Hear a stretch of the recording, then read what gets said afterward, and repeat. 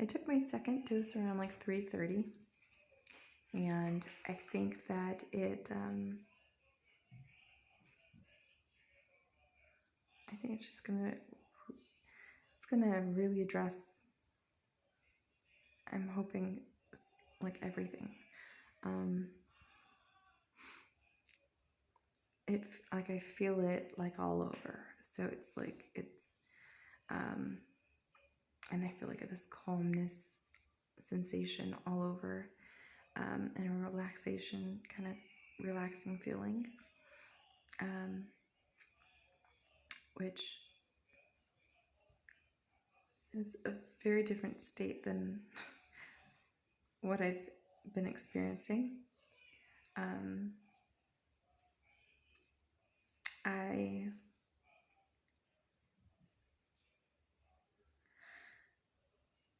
I'm still taking a bunch of other medications. Some medications I'm not taking because I can't afford the copays yet, and some supplements I'm not taking because I ran out of them and I can't afford to replace them. I've determined that I am going to have to um, take the plunge to sign up for disability, and my doctor said that I do qualify. I would qualify for disability, and that she could help me sign up. And so, right now, our little small stipend that we receive to kind of exist, it's just too small to meet our needs. We have so many more medications and supplements and things that we have to take now because of our nutrient deficiencies due to the gene that apparently isn't allowing us to metabolize certain vitamins.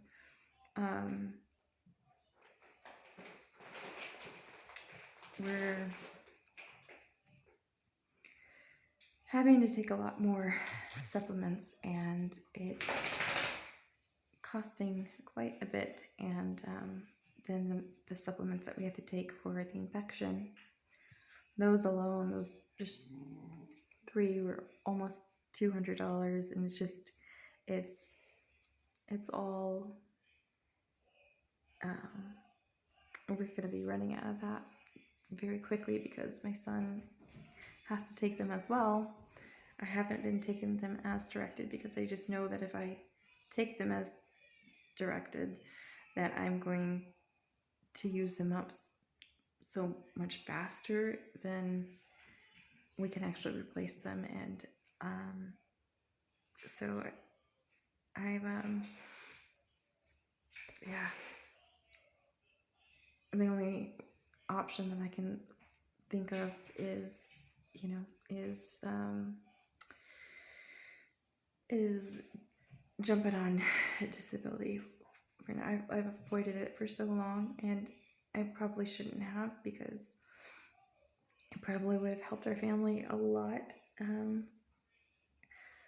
But I was very resistant due to trauma that I've experienced in the past from witnessing my loved one go through abuse while on disability, and then my ex,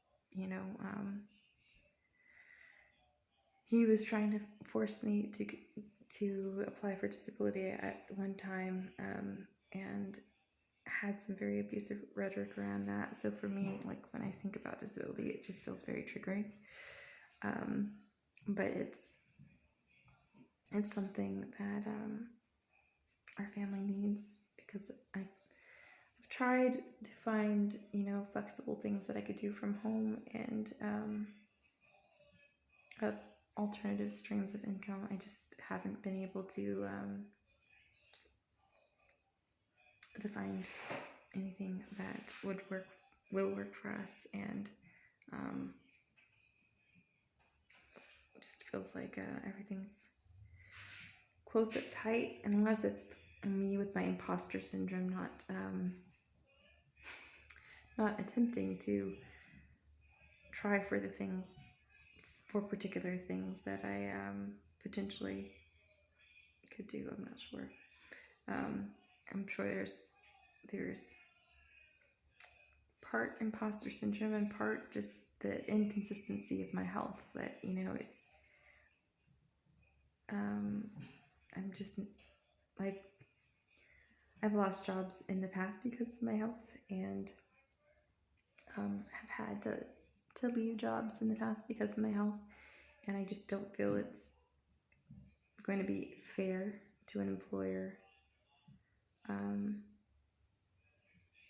for me to leave them like in the lurch whenever I get sick, because there's days that I potentially could work like to a degree, and then there's days where it's not going to be possible, and so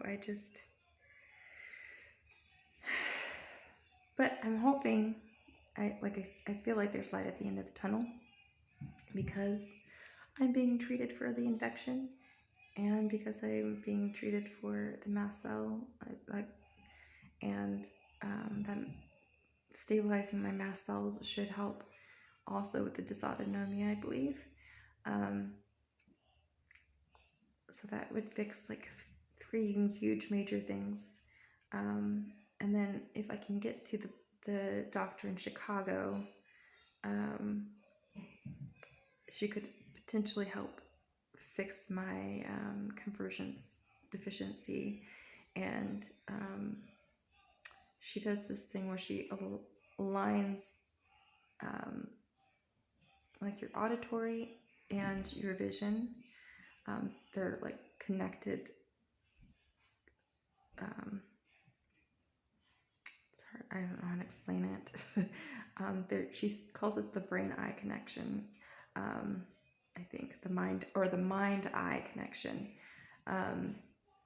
And basically, your ears are very much involved with like your eyesight and what your mind does, and she has these techniques that help align your hearing and your vision, and somehow doing that, and she has like these prism glasses, and somehow doing all of that helps your mind function better, and it helps correct particular like vision issues and TBI kind of related cognitive issues and balance issues, and not only TBI but like developmental. She's helped people with a range of different issues. So I've known several cases of people who've gotten like the relief that they needed through her, and I had they had given I had applied for like a grant, I think it was, to see her, and which means that they were going to be taking care of a huge substantial part of the bill, and then there's part that I would have to pay out of pocket because the insurance doesn't pay for this particular service, what she does as an ophthalmologist, or neural ophthalmologist. But I definitely think it's something that I need, and something that would really help me. And I think it would also be something that would benefit my son too, because I think he was also struggling with tracking issues. And yeah, so we'll see. But I think if I can focus on my health for a bit and like really get things under control, then I'll have a better opportunity to go back to work and start some of the ventures that I want to do. And yeah, I know right now, like, I'm not physically able to do the things that I'm struggling so much just to keep up at home, like, and my health is just, it's so inconsistent that I just know, like, I feel like I would be almost useless in a sense. Like, I just feel like I wouldn't be able to meet an employer's, like, time, what is it? I wouldn't be, like, if a job didn't depend upon my consistency or my timeliness or my ability to show up without, like, brain fog or dizziness and just me being sick. I just don't feel like it's fair to an employer to have to pay somebody who's going to be sick the majority of the time.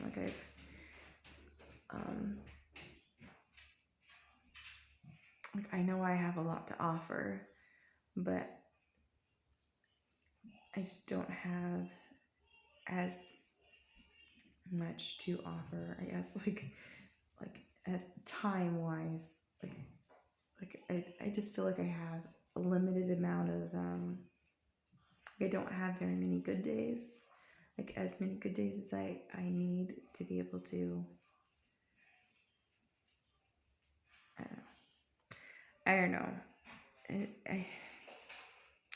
I struggle because I feel like there's probably some employers out there who would take me for the good days or for the level of the level of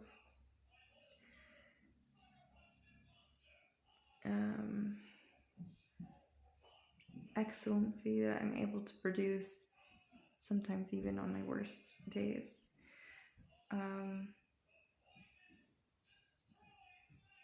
But then, I don't know. Maybe I have a lot of imposter syndrome too. It's probably a part of it a lot at the time too. Like, I've always struggled with imposter syndrome, and then when you add all of these illnesses and things to it, where you feel like, or it makes you feel like,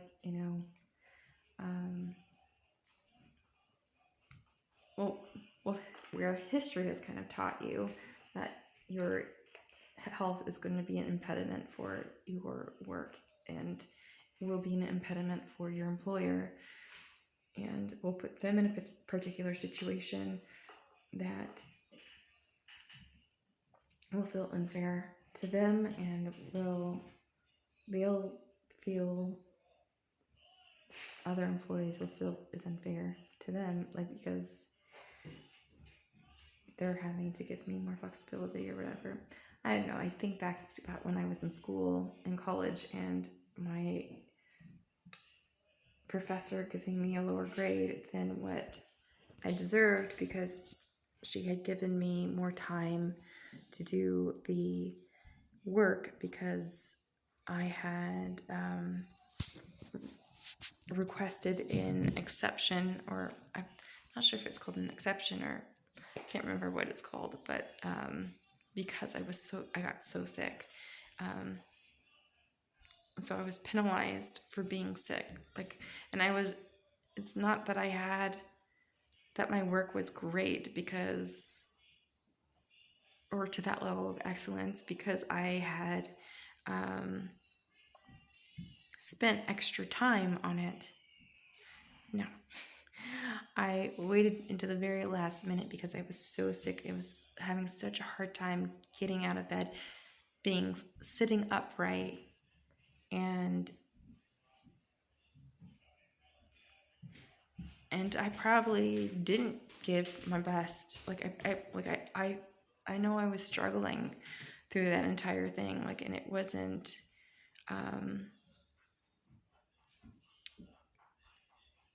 I know that I submitted several things that wasn't to the standard that I wanted it to be before submitting it because I was so sick. So when, she says that she was going to give you or that the work, if it had been completed within the time frame that the other students had been given, would have received a more generous grade, but I've received a lower grade because of my disability, the impact of my disability on my ability to finish the work with that time with the time originally allotted to me. I don't know. It just felt like a punishment for, I don't know. I feel like I've experienced a lot of rejection because of my illnesses over time, and that kind of accumulates and kind of makes you afraid to reach out, to even try certain things because because I just get afraid that I'm just going to disappoint, or that I'm going to be rejected because of my illness, or because of the inconsistency of my health, kind of thing. Anyways, I don't know why I'm going into all of this, but what I'm trying to say is I'm going to finally try for that, and hopefully be able to hopefully be able to continue the treatments needed, because I can't afford my medicine right now. I can't afford all of the stuff that I need right now, and I'm just not seeming to be able to bring in any other sources of income.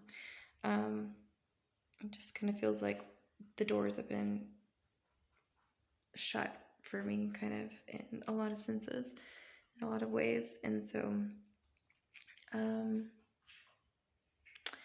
so I'm just going to try to do that, which is very humbling for me, because I have resisted for a long time, and insisted that, there's got to be a way for me to be able to do everything that I need to do. I don't know. I wanted so badly to be able to, start my businesses and have a level of flexibility needed to make everything work. But I just, I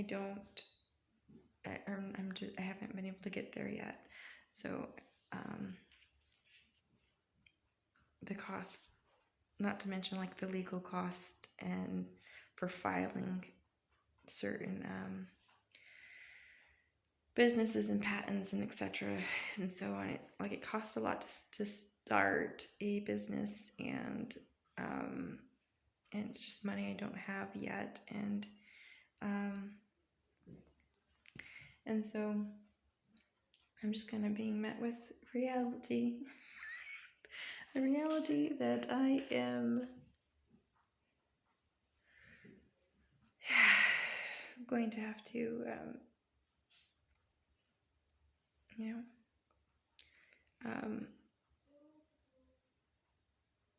try to get support through disability, and then hopefully after the course of treatment, the 4 months with this treatment with the doctor, and with the trying to stabilize my mast cells, and potentially hope maybe I'll be able to see the other doctor as well. I don't know, but for my eyes and brain, but all of that on top of the other physical therapy and stuff that I'm supposed to do for other issues that I haven't really talked about, but like my job right now has just been like taking medicine, like, and trying to keep our lives afloat, like trying to like keep our home going, and trying to keep a roof over our heads and the bills paid, and everybody fed and happy, and trying to make sure everybody's taking all of their medicines and like doing everything, you know, that we need to do. And that's already a lot for me, especially considering how taxing all of like the infection and the mast cell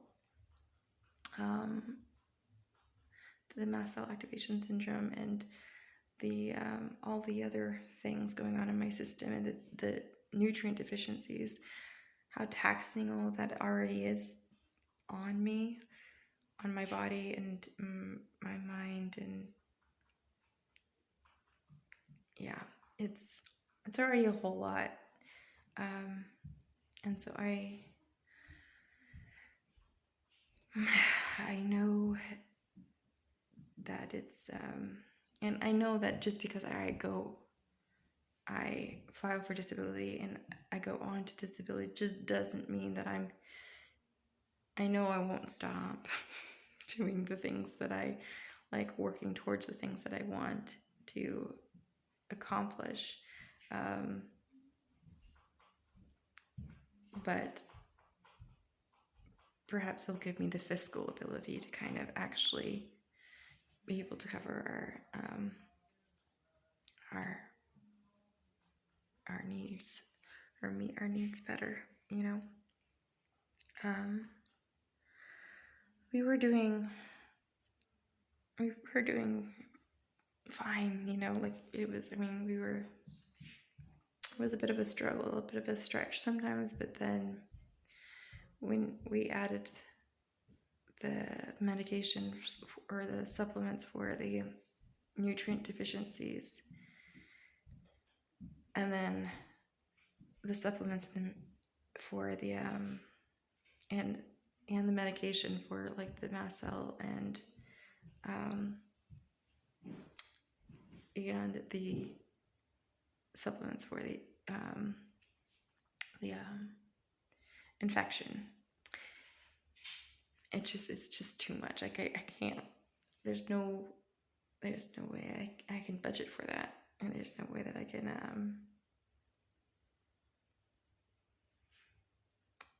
reasonably like pull it all off.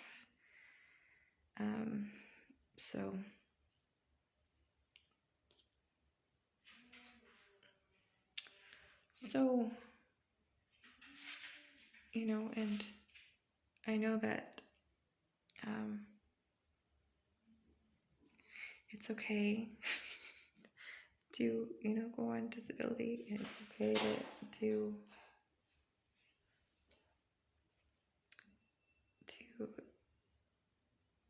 you know,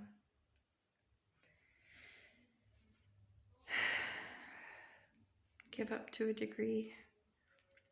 It's just really hard to give up, you know, because there's so many things that I want and so many things I want to do, and it's hard.